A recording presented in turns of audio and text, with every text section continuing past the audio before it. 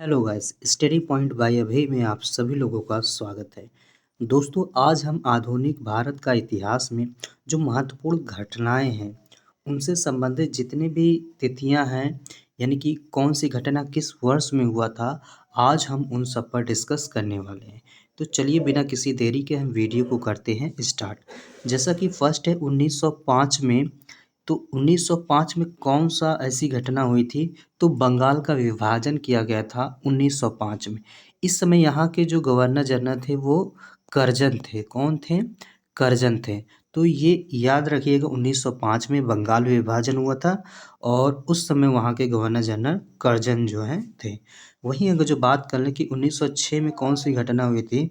तो मुस्लिम लीग की स्थापना की गई थी और कहाँ पर की गई थी? तो ढाका में जो है इसकी स्थापना की गई थी। बात कर लेते हैं 1907 में कौन-सी घटना हुई थी? तो 1907 में सूरत अधिवेशन हुआ था और इसमें यहाँ पर जो है नरम दल और गरम दल ये दोनों अलग हो गए थे, अर्थात कांग्रेस में फूट पड़ गया था और जिसके कारण नरम दल और गरम दल जो है वो यहाँ से अलग हो गए। कब? सूरत का अधिवेशन 1907 में, ये याद रखिएगा। बाद में यही जो है लखनऊ अधिवेशन में 1916 में दोनों लोग जो है एक साथ नज़र आ जाते हैं लखनऊ अधिवेशन में, तो ये याद रखिएगा। उसके बाद से हैं 1919 में मालो मिंटो सुधार आया था। कब? 1919 में। एक ये इम्पोर्टेंट है मार्ले मिंटो और एक जेम्स फोर्ड जो कि 1919 में आया था। तो ये दोनों तिथियां एक साथ याद रखिएगा कि 1909 में मार्ले मिंटो और 1919 में जो है जेम्स फोर्ड जो था वो, ये दोनों याद रखिएगा। अभी आगे होगा 1919, उस पे अभी हम डिस्कस करेंगे। वहीं बात कर लेते हैं कि 1911 में क्या था? तो 1911 में जो है वो ब्रिटिश सम्राट जो भी थे वो दिल्ली दरबार आए थे। यानी कि 1911 में हम कह सकते हैं कि ब्रिटिश सम्राट का जो दिल्ली दरबार जो लगा हुआ था, तो वो आए थे, जो भी लॉर्ड पंचम थे, जॉर्ज पंचम थे, वो आए हुए थे। 1916 में क्या था? तो 1916 में होम रूल लीग की स्थापना की गई, ठीक है? और ये इसमें जो है कांग्रेस और मुस्लिम लीग के बीच में जो है समझौता हुआ था। तो ये याद रखिएगा कब हुआ था? तो दिसंबर 1916 में जो है हुआ था। उसके बाद से चलिए देख लेते हैं, यही है ये मुस्लिम लीग में 1916 में दो हुए थे, ये देखिए नीचे हैं। एक क्या हुआ था? तो एक तो होम रूल लीग की निर्माण किया गया था, उसी के साथ साथ में मुस्लिम लीग और कांग्रेस के बीच जो है समझौता हुआ था। कब? 1916 में। यानी कि यहाँ पर जो है नरम दल और गरम दल दोनों एक साथ आ गए थे, यानी कि एक साथ आ गए थे दोनों जो है, कौन कौन? नरम दल और गरम दल।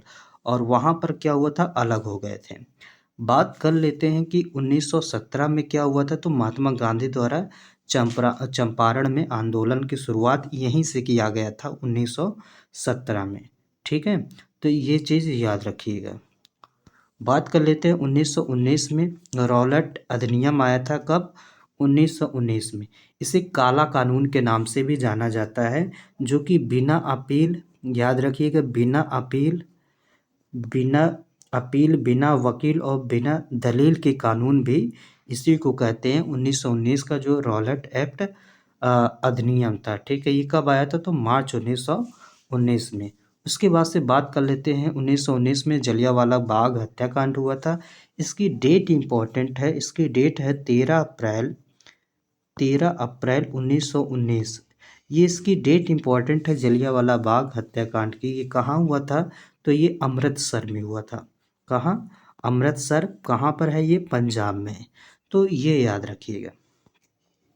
ये देखिए, ये इसी हम डेट की बात कर रहे थे। ये जो 1919 में मॉन्टेगू और जेम्स फोर्ड जो सुधार हुआ था, ये भी 1919 में हुआ था, ठीक है? और 1909 वो याद रखिएगा। तो 1909 और 1919 इन दोनों में कन्फ्यूज़ हो सकते हैं। मार्ले मिंटो 1919, एक बार फिर से मार्ले मिंटो अगर जो कहे तो वो 1919 है। उसके बाद से अगर जो 1909 में मार्ले मिंटो और 1919 में मॉन्टेगू जेम्स फोर्ड सुधार आया था। बात कर लेते हैं कि 1920 में खिलाफत आंदोलन हुआ था और इसकी जो शुरुआत है वो अली बंधुओं ने किए थे। अली बंधुओं में कौन-कौन आते हैं? तो शौकत अली और एक और थे मोहम्मद अली। ये दोनों लोगों का नाम इसमें आता है। खिलाफत आंदोलन 1920, शौकत अली और मोहम्मद अली, ये याद रखिएगा। उसके बाद से बात कर लेते हैं 1920। 1920 का असहयोग आंदोलन। 1920 में जो है असहयोग आंदोलन चलाया गया था, ये याद रखिएगा। और 1922 में चौरी चौरा कांड हुआ था। कब? 1922 में जो है चौरी चौरा कांड, ये कहाँ हुआ था? तो ये गोरखपुर में हुआ था। कब हुआ था? तो याद रखिएगा 4 फरवरी 1922 को जो है ये गोरखपुर में हुआ था चौरी चौरा कांड। तो इसको भी याद रख लीजिएगा, ये इम्पॉर्टेंट है। वहीं असहयोग आंदोलन की शुरुआत कब हुई थी? तो असहयोग आंदोलन की शुरुआत 1 अगस्त 1920 में कौन शुरू किया गया था? किसके द्वारा? तो महात्मा गांधी जी के द्वारा जो है शुरुआत किया गया था। एक इम्पॉर्टेंट फैक्ट ये भी है कि 1920 में जब इसकी शुरुआत की गई थी तो इसी ही दिन, मतलब कि 1 अगस्त 1920 के ही दिन जो है जो तिलक जी थे, जो बाल गंगाधर तिलक थे, इनकी मृत्यु हो गई थी। कौन? बाल गंगाधर तिलक की मृत्यु हो गई थी। कब? 1 अगस्त 1920 को, जब असहयोग आंदोलन की शुरुआत की गई थी। असहयोग आंदोलन की शुरुआत किसने की थी? तो महात्मा गांधी ने। कब की थी? तो 1 अगस्त 1920 को की गई थी और इसी ही दिन बाल गंगाधर तिलक की मृत्यु हो गई थी। आई होप आप लोगों को समझ में आ रहा होगा।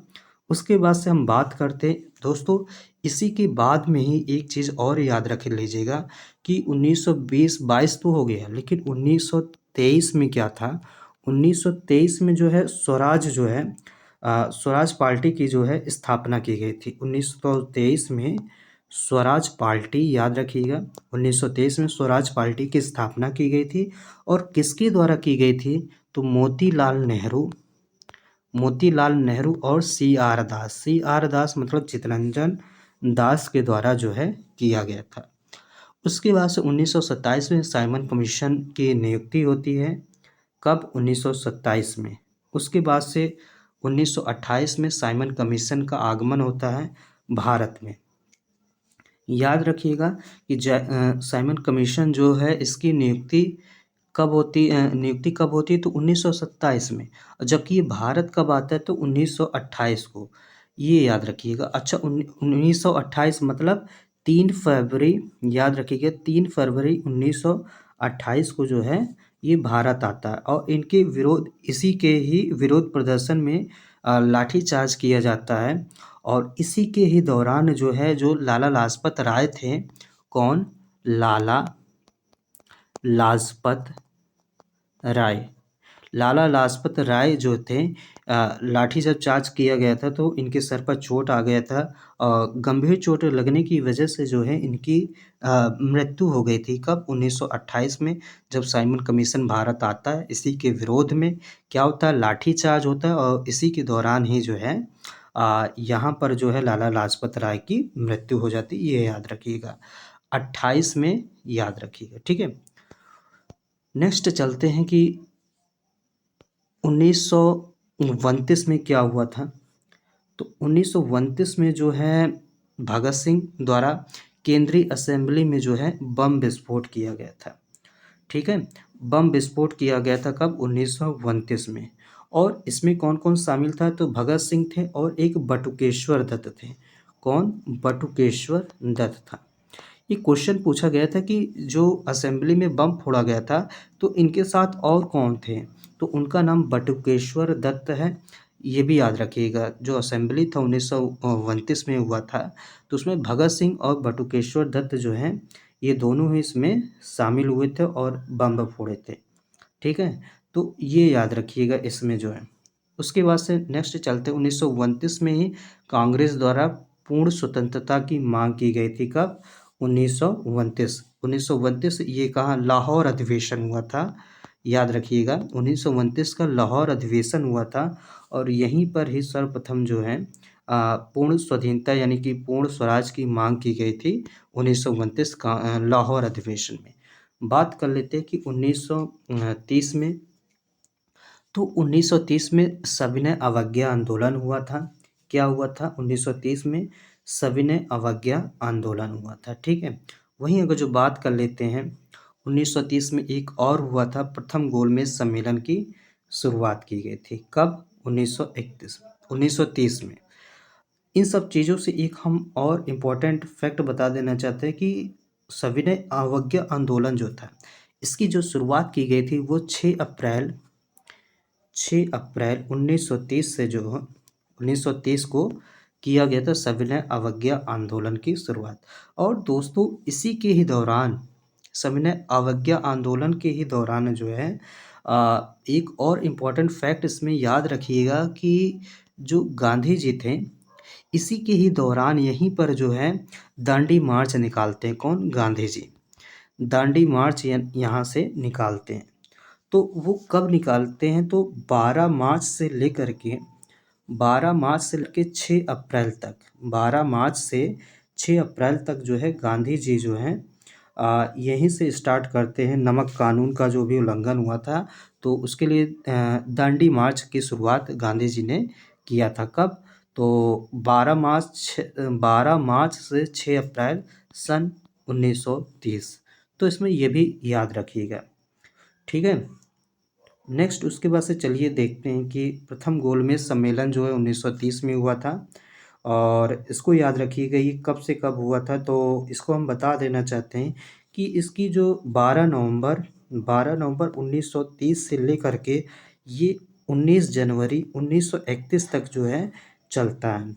और इस समय जो हैं, जो प्रधानमंत्री थे कहाँ के? लंदन के। तो वो कौन थे? मैकडोनाल्ड थे। कौन थे? मैकडोनाल्ड थे। याद रखिएगा इसको।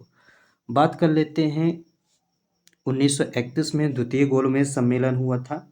कब? 1931 में जो है द्वितीय गोलमेज सम्मेलन हुआ था।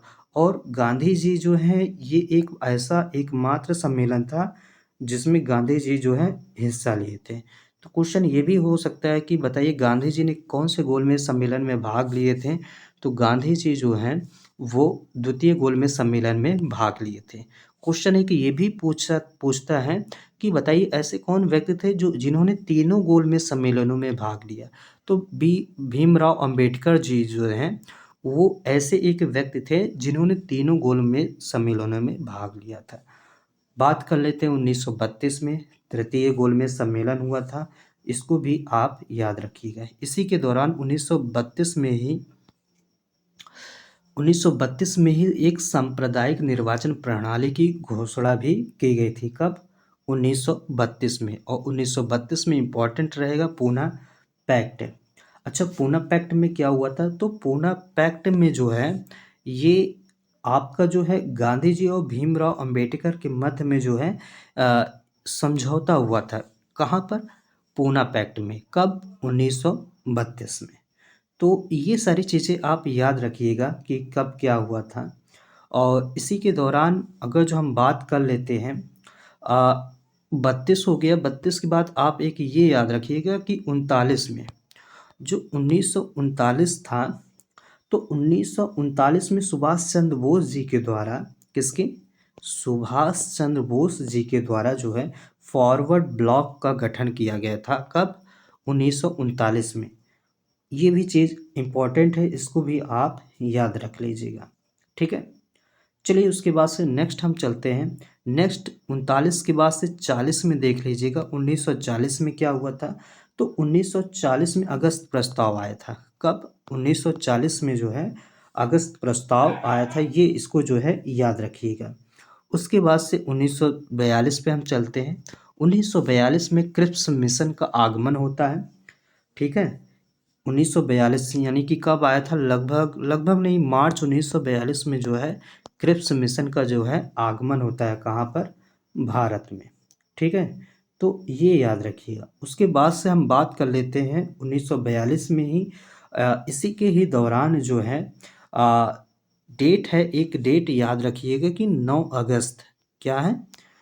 9 अगस्त 1942 में को जो है 9 अगस्त 1942 को भारत छोड़ो आंदोलन की भी जो है शुरुआत कर दी गई थी। उसके बाद से हम बात कर लेते हैं 1943 में आज़ाद हिंद फौज की स्थापना की गई थी। ठीक है, और 1946 की बात कर लें। अच्छा, 46 इसके बीच में एक और है, इम्पोर्टेंट है, ज़रा इसको याद रखिएगा।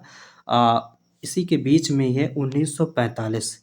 ये इम्पोर्टेंट है, इसलिए इसको मैं बता दे रहा हूँ कि 1945 में एक शिमला समझौता हुआ था। कौन सा? शिमला समझौता। 1932 में क्या हुआ था? तो पूना पैक्ट हुआ था, उसको भी याद रखिएगा। ठीक है, तो 1945 में जो शिमला समझौता हुआ था, सभी राजनीतिक दलों का जो है इसमें सम्मेलन बुलाया गया था शिमला समझौता के अंतर्गत में। 1946 में कैबिनेट मिशन जो है भारत आता है।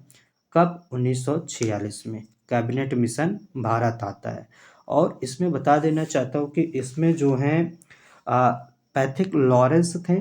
कौन? पैथिक लॉरेंस, स्टेफर्ड जो थे, और एक अलेक्जेंडर करके था। तो ये इसमें 3 लोग मेन थे। किसमें? कैबिनेट मिशन का जो आगमन हुआ था, तो इसमें 3 लोग महत्वपूर्ण थे। 3 व्यक्ति कौन कौन थे? पैथिक लॉरेंस थे, स्टेफर्ड क्रिप्स थे, और एक अलेक्जेंडर थे। तो ये चीज़ इसमें याद रखिएगा। बात कर लेते 1946 में भारतीय संविधान सभा का निर्वाचन हुआ था, और 1946 में ही अंतरिम सरकार की स्थापना की गई थी। अंतरिम सरकार की जो स्थापना है वो 2 सितंबर 1946 में नेहरू कार्यकारी परिषद के उपाध्यक्ष जो है इसी में बने थे। नेहरू जी जो थे, जो कार्यकारी जो बोर्ड का जो अध्यक्ष था, वो नेहरू जी को इसी में ही बनाया गया था, अंतरिम सरकार की जब स्थापना की गई थी। ठीक है, तो ये चीज़ इसमें याद रखिएगा। उसके बाद से एक था 1947 में। 1947 में भारत के विभाजन की माउंट बेटन योजना। अब ये इम्पोर्टेंट हो जाता है। ठीक, माउंट बेटन योजना 1947 की है। कब? इसको जरा डेट याद रखिए, लीजिएगा। 3 जून 1947। 3 जून 1947। कभी कभी ये पूछ लेता है कि बताइए 3 जून की योजना कौन सी है, तो उसमें आपको जो है विकल्प दे देगा कि बताइए कैबिनेट मिशन था, या फिर माउंट बेटन था, या जेम्स स्टेफर्ड था। इस टाइप से 2-4 क्वेश्चन दे दे। तो 3 जून की योजना जो है वो माउंट बेटन की योजना है। कब आई थी? 3 जून 1947 को। तो ये सारी इम्पोर्टेंट फैक्ट है, इसको भी याद रख लीजिएगा। उसके बाद से हम बात कर लें कि 1947 को भारतीय स्वतंत्रता की प्राप्ति हुई थी। कब? 15 अगस्त 1947 को जो है भारत, हमारा जो भारत देश है, वो अंग्रेज़ों के चंगुल से आज़ाद हो गया था। और उसके बाद में 26 जनवरी 1950 को 26 जनवरी 1950 को जो है डॉक्टर राजेंद्र प्रसाद जी को जो है प्रथम राष्ट्रपति जो है बनाया गया था। और 26 जनवरी के दिन ही जो है भारत जो है गणतंत्र दिवस के रूप में भी मनाने लगा। तो दोस्तों, ये सारे इम्पोर्टेंट फैक्ट हैं, और जो कि हमने लगभग 18 मिनट हो चुके हैं, तो इसको देख लीजिएगा। बहुत ही डिटेल में हमने इसको बता दिए हैं, एक शॉर्ट रिवीजन के तौर पर आप इसको देख लीजिएगा। तो अगर जो देख लीजिएगा दोस्तों, अगर जो अच्छी लगी हो वीडियो हमारी, तो प्लीज़ चैनल को सब्सक्राइब कर लीजिएगा, लाइक कर लीजिएगा, और शेयर कर लीजिएगा। चलिए दोस्तों, आज के लिए बस इतना ही। मिलते हैं नेक्स्ट वीडियो में। तब तक के लिए जय हिंद, जय भारत।